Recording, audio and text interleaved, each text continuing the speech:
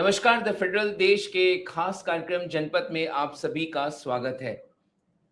रामपुर में जौहर यूनिवर्सिटी, जिसे आजम खान का ड्रीम प्रोजेक्ट कहा जाता है, पहले रामपुर डीएम की तरफ से आदेश आया कि उसका जो नक्शा था उसे पास नहीं किया गया है और इसके चलते उसके करीब 38 भवनों को तोड़ने का आदेश दिया गया। लेकिन इसके बाद मुरादाबाद डिविजनल कमिश्नर ने उस आदेश पर रोक लगा दिया। ये फिलहाल ये अंतरिम आदेश है। लेकिन इसके बाद ये तय हुआ कि इस आदेश के बाद कि जौहर यूनिवर्सिटी पे फिलहाल कोई कार्रवाई नहीं होगी। और जौहर यूनिवर्सिटी एक बड़ा राजनीतिक का मुद्दा भी बना हुआ है। हमने देखा अखिलेश यादव आज, जबकि लोकसभा में पेपर लीक के खिलाफ सख्त कानून बनाने को लेकर जो बहस चल रही है, उस कानून पे चर्चा हो रही है, संसद में अखिलेश यादव ने आरोप लगाया कि किस तरीके से जौहर यूनिवर्सिटी, जो भारतीय जनता पार्टी को यूनिवर्सिटी नहीं बना पाई, उसे तोड़ने की कोशिश कर रही है। अजय राय ने मुलाकात की आजम खान की पत्नी से, वो सोमवार को रामपुर में थे। मायावती का भी सोशल मीडिया पे पोस्ट आ गया। तो अचानक सभी विपक्षी दल जो है जौहर यूनिवर्सिटी के पक्ष में खड़े नजर आ रहे हैं। और यूपी चुनाव से पहले भारतीय जनता पार्टी और स्थानीय प्रशासन ये कार्रवाई करने जा रही थी। तो इसके राजनीतिक मायने क्या हैं, इसी पे चर्चा करेंगे। हमारे साथ वरिष्ठ पत्रकार मनमोहन अग्रवाल जी हमारे साथ जुड़ गए हैं और हमारे साथ सुनील शुक्ल जी भी जुड़ेंगे। उनसे वरिष्ठ पत्रकार जब तक आते हैं हम चर्चा को शुरू करते हैं। मनमोहन अग्रवाल जी, सर बहुत बहुत स्वागत आपका द फेडरल देश में। और आप देखिए, पिछले हफ्ते तक एक तरह से ये दबाव बना हुआ था, लग रहा था कि शायद जौहर यूनिवर्सिटी पे बड़ी कार्रवाई होगी। लेकिन सोमवार को मुरादाबाद डिविजनल कमिश्नर की तरफ से ये अंतरिम आदेश आता है। इसको किस तरीके से लिया जाए और आपको क्या समझ में आ रहा है सर, जिस तरीके से पूरा ये मुद्दा एक राजनीतिक मुद्दा बनता जा रहा? देखिए, जौहर यूनिवर्सिटी समाजवादी पार्टी के कद्दावर नेता आजम खान साहब की एक ब्रेन चाइल्ड है और उन्होंने उसको बनाया है और वो उसके आजीवन जो है वो कुलाधिपति हैं। देखिए, ये जब बना था और जो आजम साहब ने उसमें तमाम ज़मीनें ली थी, तमाम गांव की ज़मीनें ली थी, तमाम लोगों की, किसानों की ज़मीन आई थी, तमाम किसानों के पास तो कागज भी नहीं थे जब ये ज़मीन ली गई। और ये समाजवादी पार्टी की सरकार 2006 में ये यूनिवर्सिटी बन के तैयार हुई। और उस समय यहाँ पर तब जब ये यूनिवर्सिटी जमीन ली गई तब यहाँ जिला पंचायत हुआ करता था। विकास प्राधिकरण का यहाँ पे कोई रोल नहीं था। और वही विकास प्राधिकरण 2005 में जो आजम साहब ने बनाया था, खुद वो नगर विकास मंत्री थे, वही विकास प्राधिकरण आज इस जौहर विश्वविद्यालय को ढाने की बात वहां से नोटिस। सबसे बड़ी बात ये बता दें कि जो आज कमिश्नर आजन्य कुमार जी हैं, वो पहले रामपुर के डीएम थे और उन्हीं के रहते आजम साहब का जो आज जो राजनीतिक कैरियर में जो डेंट लग रहे हैं, वही आजन्य कुमार डीएम साहब के रहते हुए रहे। अब जौहर यूनिवर्सिटी का जो जिक्र है, जौहर यूनिवर्सिटी में जैसा कि कहा जा रहा है कि 38 चीजें जो है वो बिल्डिंगें जो अवैध है। हालांकि अभी पिछले दिनों जब ये डीएम साहब के वहां से अजय कुमार द्विवेदी की तरफ से ये आदेश जब गया, तो जब ये बात आई तो उन्होंने कुछ मैप विश्वविद्यालय के लोगों ने दिखाए। अब जब ये जिला पंचायत था तो मैप निश्चित तौर से जिला पंचायत से पास हुए होंगे, तब प्राधिकरण नहीं था। आज वहाँ 3000 स्टूडेंट शिक्षा पा रहे हैं, 16 फैकल्टी हैं, 16 डिपार्टमेंट हैं और 14 फैकल्टी हैं। और इसमें अभी यूजीसी ने भी अपनी 2014 में एक जांच की थी, वहां पर यूजीसी को भेजा गया था, यूजीसी आई थी, उसकी कमेटी ने अपनी रिपोर्ट दी थी। उस रिपोर्ट में ये बात कही गई है कि जौहर विश्वविद्यालय में दूसरे प्राइवेट विश्वविद्यालय और कॉलेजों से फीस कम है। ये बात उसकी रिपोर्ट में शायद कही गई है। और ये भी बात कही गई है कि जौहर यूनिवर्सिटी को एक कॉमर्शियल व्यवसायिक दृष्टिकोण से नहीं चलाया जा रहा। तो यूजीसी की ये रिपोर्ट भी मायने रखती है। यूजीसी ने ये बात 2014 में कही, आज 26 में तोड़फोड़ की बात आ रही है, तो फिर यूजीसी की का क्या होगा? जो और जो बात इसका जो महत्व है, और रामपुर में बहुत महत्व है। दूसरा, रामपुर, मुरादाबाद, संभल, ये आप जो कहिए कि जो जानकारी आई कि मुस्लिम कंट्रीज के भी तमाम स्टूडेंट शायद यहाँ पर किन्हीं किन्हीं वजह से आते जाते हैं, पढ़ाई का शायद इनका भी कुछ है। तो वो रामपुर यूनिवर्सिटी जो है, ये जौहर यूनिवर्सिटी जो है, वो कहीं ना कहीं राजनीति का बड़ा मुद्दा है। और चूंकि आजम साहब की जो दुश्वारियां चल रही हैं वो जौहर यूनिवर्सिटी से ही जुड़ी हैं, तो इसका उत्तर प्रदेश की राजनीति में बहुत इफेक्ट है।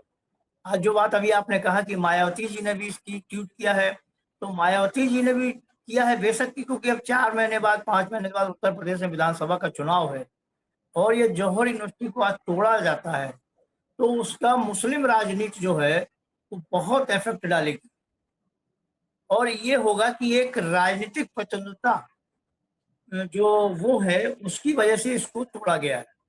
अब दूसरा क्या है कि अभी जो जंतर मंतर पर शिक्षा के मुद्दे पर ही परीक्षा पेपर लीक के मुद्दे सर पर। मैं इस सवाल पे आपके पास आ रहा था, क्योंकि हमने जी जी देखा जी। किस तरीके से तमाम जेंजी जो है जंतर मंतर पर सड़कों पे उतरे हुए थे, और छात्रों का आंदोलन का ही ये देन है कि आज जिस तरीके से लोकसभा में पेपर लीक के खिलाफ सख्त कानून बनाने की कार्रवाई की जा रही है, नंदन नीलेकनी के अध्यक्षता में एक हाई पावर कमेटी बनाई गई है। तो क्या क्योंकि अगर जौहर यूनिवर्सिटी गिराने की अगर प्रशासन बात कर रहा, प्रशासन अपने लेवल पे ये कार्रवाई नहीं कर सकता जब तक उसको लखनऊ से इस तरीके के वर्दहस्त हासिल ना हो। तो क्या यूपी सरकार, योगी सरकार इस बात को लेकर अचेत हो गई, इसको लेकर सचेत हो गई है कि जिस तरीके की हमने छात्रों को प्रदर्शन करते हुए देश भर में देख रहे हैं और जंतर मंतर पे देखा?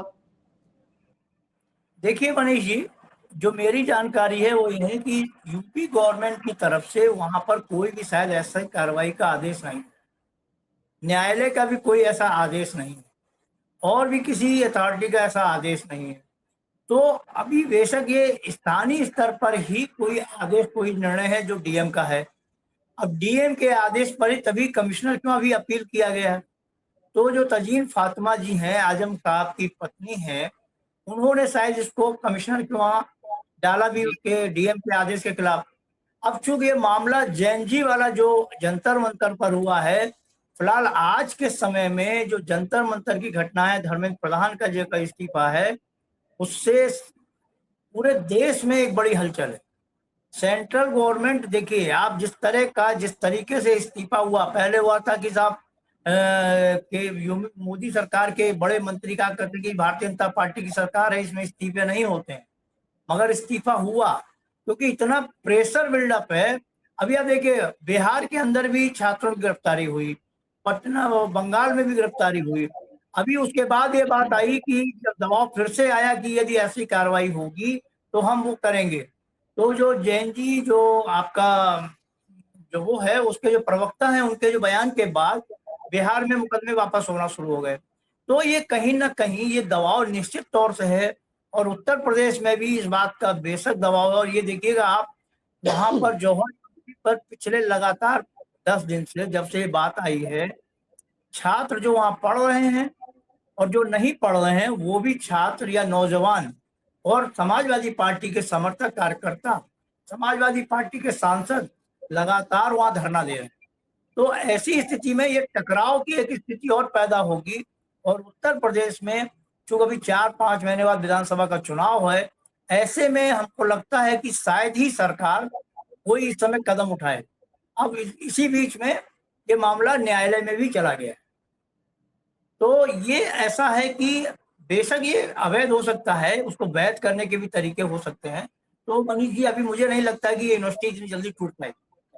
बिल्कुल, और लेकिन जिस तरीके का हम अब राजनीतिक दलों द्वारा इस मुद्दे को उठाए जाने की बात को देखें, कल अजय राय कांग्रेस प्रदेश अध्यक्ष हैं, वो रामपुर में आजम खान जी के घर पहुंच गए, उनकी पत्नी से वो मुलाकात करते हैं, 3 घंटे करीब बैठते हैं उनके घर पे, वो वहां पे रहे। और मायावती का आना, ओवैसी खुद उनका समर्थन कर चुके हैं, कई वाक्य उनके बयान सामने आए हैं, अखिलेश यादव। तो क्या माना जाए इसको सर कि राजनीतिक दलों को भी इस बात का एहसास है कि ऐसी कोई कार्रवाई हुई तो बड़ा मुस्लिम वोट बैंक जो है वो उसमें आघात पहुंच सकता है, उसको चोट पहुंच सकता है। देखिए मनीष जी, लखनऊ में एक है नदवा, नदवा कॉलेज है लखनऊ में। वो नदवा कॉलेज में वहाँ इस्लामिक या मुस्लिम जो भी अल्पसंख्यक समाज के बच्चे पढ़ते हैं। तो जौहर यूनिवर्सिटी भी एक पैटर्न पे आप मानिए कि हो सकता है कि उसमें इंटरनेशनल लेवल पर ना हो, मगर उसमें एक खास कम्युनिटी के बच्चे उसमें पढ़ते हैं और वो आसपास के कई जिलों को इफेक्ट करती है। तो जौहर यूनिवर्सिटी जिस दिन से बनना शुरू हुई थी, उसी समय से उसका एक अलग ही राजनीतिक रुतबा रहा है, क्योंकि उसको मान्यता नहीं दे रहे थे, राज्यपाल उसको मान्यता नहीं दे रहे थे। तो चूंकि गवर्नर यूनिवर्सिटी को मान्यता नहीं दे रहे थे, तो लगातार ये प्रकरण चलता रहा। टीवी राजेश्वर साहब गवर्नर आए और गवर्नर आए, फिर बाद में अजीज कुरैशी साहब जब गवर्नर बने, उनके पास यूपी का चार्ज जब मिला, उत्तराखंड के गवर्नर थे, तब उन्होंने इस यूनिवर्सिटी को मान्यता दी थी। तो वो यूनिवर्सिटी गवर्नर से भी अप्रूव्ड है। उस यूनिवर्सिटी में सरकार का भी पैसा लगा हुआ है। वो यूनिवर्सिटी एक पर्टिकुलर समाज के छात्रों की संख्या ज्यादा है जिनको शिक्षा दे रही है। यूजीसी भी मानती है कि वहां पर 3000 बच्चे पढ़ रहे हैं, इतनी फैकल्टी है। दूसरे विश्वविद्यालयों के मुताबिक जो है वहां पर एजुकेशन भी ठीक है, फीस भी कम है। और जो राजनीतिक मुद्दा है, वो राजनीतिक मुद्दा तो उसी दिन से बना हुआ है जिस दिन से जब जो मौजूदा मुरादाबाद के कमिश्नर हैं, जो रामपुर के डीएम थे आजन्य सिंह, वो लगातार जिस तरह से कार्रवाई वहां पर उनके उसमें चल रही थी, और आजम साहब पे मुर्गी चोरी से लेकर के और तमाम आरोप लगाए गए, और वो जेल में भी हैं, आज भी जेल में है, उनका बेटा भी जेल में है। तो आप देखिए, यदि ये राजनीतिक इशू नहीं होता तो ओवैसी साहब नहीं जाते। आज मायावती जी का भी बयान जिस तरह से आया है कि जौहर यूनिवर्सिटी को नहीं गिराया जाना चाहिए, और हाँ, उसको वैध करने के जो प्रोसेसेस हैं उसको अडॉप्ट किया जाना चाहिए, और उस तरह के और दूसरे भी संस्थान हो, कि मायावती का बयान है, ये तो, और उस तरह के कोई दूसरे संस्थान हो तो उनका भी रेगुलाइजेशन किया जाना चाहिए। और ऐसा नहीं है, तमाम बिल्डिंगों के रेगुलाइजेशन सरकारों में होते रहे हैं, होते हैं और आगे भी होंगे। अब ये जौहर यूनिवर्सिटी एक राजनीतिक मुद्दा है, और आजम शाह एक समाजवादी पार्टी के कद्दावर नेता हैं, और वो एक राजनीतिक जो उनके साथ एक राजनीतिक पार्टी जुड़ी हुई है, इसीलिए समाजवादी पार्टी आज खुल करके मैदान में है। जैसा कि अभी आपने भी बताया कि नकल, ये जो पेपर लीक का जो पार्लियामेंट में विधेयक आया है, उस पर भी आजम ये अखिलेश यादव ने संसद में बाकायदा उस मुद्दे को उठाया। ये बात आपने कही। समाजवादी पार्टी की सांसद थी इकरा हसन, वो मौके पर गई थी, उन्होंने कहा यदि उसको ढाया गया तो ईंट की जगह हम अपना सर लगा देंगे। तो आप समझ सकते हैं उसका राजनीतिक क्या मायने हैं। इकरा हसन बिल्कुल। शामली से सांसद हैं, तो रामपुर, मुरादाबाद, शामली, संभल और आप मुजफ्फरनगर, आप ये देखिए, एक बड़ा मुस्लिम बेल्ट है जो उस बिल्कुल यूनिवर्सिटी को कहीं ना कहीं प्रभावित करता है। तो सर, राजनीतिक सर हमारे साथ नीरज महेरी जी भी जुड़ गए हैं और उनके भी विचार ले लेते हैं। और सर, बहुत बहुत स्वागत है नीरज जी, आपने द फेडरल देश के लिए कम समय में बहुत ही समय निकाला। हम लोग जौहर यूनिवर्सिटी पे चर्चा कर रहे थे और आपको पता है कि किस तरीके से जौहर यूनिवर्सिटी में कल जो आदेश आया मुरादाबाद डिविजनल कमिश्नर का, कि फिलहाल अंतरिम आदेश दिया कि उसको नहीं गिराया जाएगा, जैसा रामपुर के डीएम का पहले आदेश आया था। और राजनीति जो इस पे हो रही है, कांग्रेस, अजय राय कल रामपुर में थे, मायावती ने आज ट्वीट कर दिया, अखिलेश यादव लोकसभा में इस मुद्दे को उठा रहे हैं। तो क्या माना जाए, जौहर यूनिवर्सिटी एक बड़ा राजनीतिक मुद्दा का बनता जा रहा है पश्चिमी उत्तर प्रदेश में?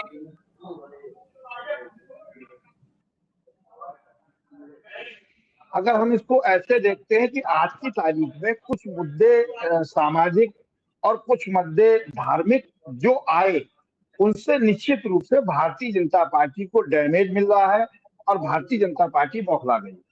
दूसरी बड़ी बात यह है कि जो मौलाना मोहम्मद अली जौहर यूनिवर्सिटी का मामला है, उसमें पहली चीज तो यह बहुत कम लोगों को पता होगा, हम अपने दर्शकों को भी बताना चाहेंगे कि वे एक बहुत बड़े स्वतंत्रता संग्राम सेनानी थे, उनके नाम पर यह यूनिवर्सिटी बनी है। दूसरी बड़ी चीज है कि सरकार का जो रुझान है और सरकार की जो अब तक की मंशा लग रही है, वो अच्छी नहीं है, खासकर विद्यालयों के प्रति। देखिए, शिक्षा का मंदिर किसी भी व्यक्ति द्वारा बनवाया गया हो, लेकिन मुझे लगता है कि वो शिक्षा का मंदिर है, वहां कोई अश्लील चीजें नहीं हो रही।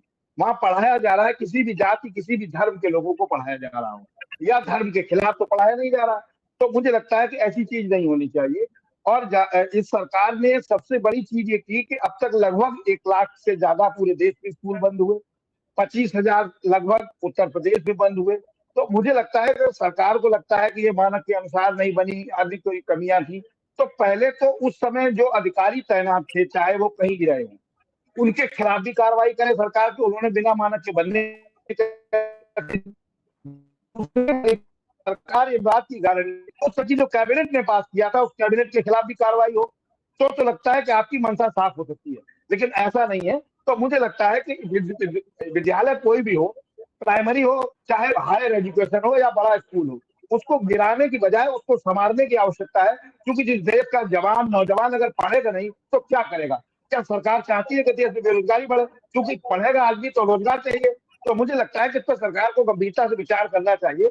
और हाँ, जिस तरह का फैसला आया है उससे अभी हाल फिलहाल में कुछ चीजें तो राहत मिली है, लेकिन वो खतरे की घंटी अभी भी बरकरार है और वो कभी भी बदला जा सकता है। तो मुझे लगता है कि समाज में स्कूल पढ़ने का मौका देते हैं, चाहे गरीब बच्चे पढ़ते हो या अमीर बच्चे पढ़ते हो, एक शिक्षा का मंदिर है और उसको मुझे लगता है कि सरकार को उस पर विचार करना चाहिए कि इस तरह की चीजें ना हो। जी बिल्कुल नीरज जी, लेकिन ये भी बात आप मानेंगे कि जिस तरीके का छात्र आंदोलन, छात्रों का प्रदर्शन हो रहा है, सरकार की, केंद्र सरकार की किरकिरी हो रही है, भाजपा शासित राज्यों में ज्यादा छात्र जो है वो सड़कों पे उतरे हुए हैं, और ऐसे में अगर जौहर यूनिवर्सिटी को इस तरीके की बातें कहकर कि 38 भवन का नक्शा पास नहीं हुआ है, ये कहकर अगर गिराने की कार्रवाई अगर की जाती है, कहीं ना कहीं छात्रों के आंदोलन के बाद क्या लगता है आपको, योगी सरकार, क्योंकि अभी हम मनमोहन जी से भी बात कर रहे थे, एक डीएम का आदेश आता है, एक डीएम बैठे बैठे रामपुर में आजम खान द्वारा बनाए गए यूनिवर्सिटी को सीधे गिरा देने का आदेश इस प्रकार, क्योंकि ऐसे तो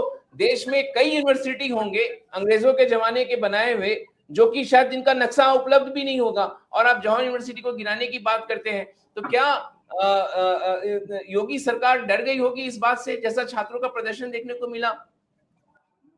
नहीं, निश्चित रूप से जो मैंने पहले कहा कि इससे एक चीज तो लगती है, जो हर आदमी समझदार है वो ये देख रहा है कि आपकी मंशा क्या है। निश्चित रूप से कुछ छात्रों ने वहां बातों को भी जंतर मंतर पे गलत शब्द प्रयोग किए। देश के प्रधानमंत्री के प्रति ऐसे अपशब्दों का प्रयोग नहीं होना चाहिए था, मैं इसकी घोर निंदा करता हूँ। दूसरी बड़ी बात, इस सरकार जो यूनिवर्सिटी को गिराने की बात कर रही है, निश्चित रूप से उससे छात्रों में उबाल आएगा, चाहे वो किसी भी समुदाय के हों, किसी भी धर्म को मानने वाले हों, क्योंकि वो एक शिक्षा का मंदिर है। वहां ये नहीं लिखा है कि यहाँ केवल मुस्लिम पढ़ेंगे, वहां ये नहीं लिखा है कि केवल ब्राह्मण पढ़ेंगे, वहां ये नहीं लिखा है कि केवल ठाकुर पढ़ेंगे, ये नहीं लिखा है कि दलित पढ़ेंगे। तो मुझे लगता है जब ऐसी चीजें नहीं लिखी हैं तो सरकार को थोड़ा सा गंभीर रहना चाहिए और गंभीरता से चीज को देखना चाहिए। दूसरी बड़ी बात, क्योंकि एक राजनीतिक दल के वो नेता है आजम खान साहब, उस राजनीतिक दल को भी सोचना चाहिए कि ज्यादा विवाद इससे ना हो और शांतिपूर्ण तरीके से रहे। आप न्यायालय का सहारा लीजिए, तमाम जगह सड़कों पर चिल्लाएंगे और लोगों के साथ इस तरह की बात होगी, तो मुझे लगता है कि इस विद्यालय, अगर राम मंदिर पे राजनीति नहीं होनी चाहिए चंदा चोरी पे, तो विद्यालय पे भी राजनीति नहीं होनी चाहिए, ऐसा मेरा मानना है। जी बिल्कुल। मनमोहन जी, तो फिर आगे यहाँ से क्या, भले ही फिलहाल मुरादाबाद डिविजनल कमिश्नर का और ये एक अंतरिम आदेश है, लेकिन अगले वर्ष चुनाव है, और जैसा कि नीरज जी भी कह रहे हैं कि इस तरह की कार्रवाई यूनिवर्सिटी के साथ तो हरगिज नहीं होनी चाहिए, शिक्षा का वो मंदिर है।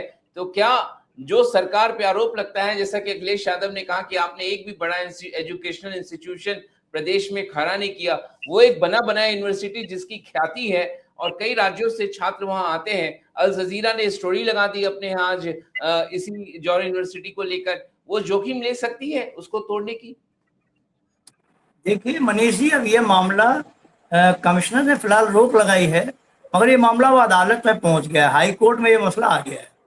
हाई कोर्ट में शायद 28 जुलाई को शायद तक कल ही शायद सुनवाई होनी है। तो अब हाई कोर्ट में क्या बात आएगी, वहां अलग सरकार के अलग तर्क होंगे, संस्थान के अलग अपनी बातें होंगी, और ऐसा नहीं है कि जैसे कि अभी जो सहयोगी कह रहे थे, बहुत से ऐसे संस्थान हैं जो 50 साल पहले 60 साल पहले बने हैं, उनके नक्शे नहीं होंगे।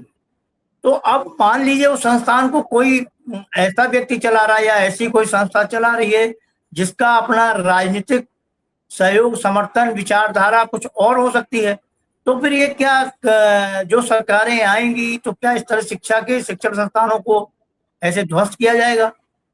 या एक राजनीतिक प्रतिद्वंद्विता या विरोध पक्ष या सत्ता पक्ष का झगड़ा इस तरह के शैक्षिक संस्थानों पर को निशाना बनाएगा? एक बड़ा सवाल है। यदि जौहर यूनिवर्सिटी टूटती है तो निश्चित है भविष्य में फिर एक ऐसा वो समीकरण बनेगा कि जो सरकार आएगी वो दूसरे पक्ष के लोगों के संस्थानों को टारगेट बनाएगी। ऐसा हो सकता है। और जो आज जैन जी का दबाव है और जैन जी का जो स्वभाव, उसमें बदलाव निश्चित तौर से होना चाहिए। उनकी भाषा भी ठीक नहीं है, आंदोलन अपनी जगह है, मगर भाषा भी, यदि कोई भी देश का प्रधानमंत्री है, देश का मुख्यमंत्री, किसी राज्य का मुख्यमंत्री है या मंत्री है या किसी संवैधानिक संस्था में बैठा है, तो अपमानजनक बात किसी को नहीं करनी चाहिए। ये बात मैं, जो भी सहयोगी बोल रहे थे, मैं उनकी बात से सहमत हूँ कि इस तरह का निंदनीय बातें नहीं करनी चाहिए। मगर ये नौजवानों का भी एक अपना अधिकार है। अब पेपर लीक होना, सारी चीजें होना, शैक्षणिक संस्था जिसमें पढ़ रहे हैं बच्चे, उस शैक्षणिक संस्था को गिराए जाने के निर्णय लिए जाने, ये कहीं ना कहीं छात्रों को भी आंदोलित करेगा। जैसे कि आपने कहा कि अल जजीरा जैसे ने भी अपने वहां इसको नोटिस लेके लगाया है, तो निश्चित तौर से ये मामला इंटरनेशनल हो गया। जैसे कि जैन जी का मामला है कि बॉम्बे में जब स्टूडेंट को गिरफ्तार करके एक पुलिस की वैन में बैठा के ले जा रहे थे, तो एक जो आंदोलनकारी लड़की थी वो बस के आगे खड़ी होकर के दोनों हाथ से रोक देती है। वो द गार्जियन में उसकी फोटो के साथ स्टोरी छपी। तो आप समझिए कि भारत आज उस स्थिति में है कि जहां कोई भी घटना ये छोटी भी होती है तो अंतर्राष्ट्रीय मुद्दा बन रही है। तो ऐसे में हमारे सरकार की भी छवि और हमारे देश की छवि भी प्रभावित होती है। और यदि ऐसे में जो स्थितियां देश में चल रही हैं, उसमें ऐसा कहीं पर भी यदि इस तरह के संस्थान को डैमेज किया जाता है, गिराया जाता है, कुछ होता है, तो निश्चित तौर से आप समझिए कि उसका राजनीतिक मायने बहुत होगा और वो मौजूदा सरकार को उसका हो सकता है कि खामियाजा भी कहीं ना कहीं भुगतना पड़े, जैसा कि पेपर लीक में भुगतना पड़ा है। बिल्कुल। बहुत बहुत शुक्रिया और नीरज जी, क्योंकि आज इतना ही वक्त था हमारे पास और फिर कभी किसी मुद्दे पे हम जुड़ेंगे। और मनमोहन अग्रवाल जी, आपका भी सर बहुत बहुत शुक्रिया। विस्तार से आपने बात की और आपने जानकारी दी कि हाईकोर्ट में अब ये मामला चला गया है, तो देखना होगा हाईकोर्ट की तरफ से क्या ऑब्जर्वेशंस आते हैं और सरकार किस तरीके की दलीलें अपने ओर से वहां पे पेश करती है। तो इस पे भी हमारी नजर बनी रहेगी। लेकिन आप लोगों ने द फेडरल देश के लिए अपना कीमती समय निकाला। बहुत बहुत शुक्रिया सर इस चर्चा में जुड़ने के लिए आप दोनों का।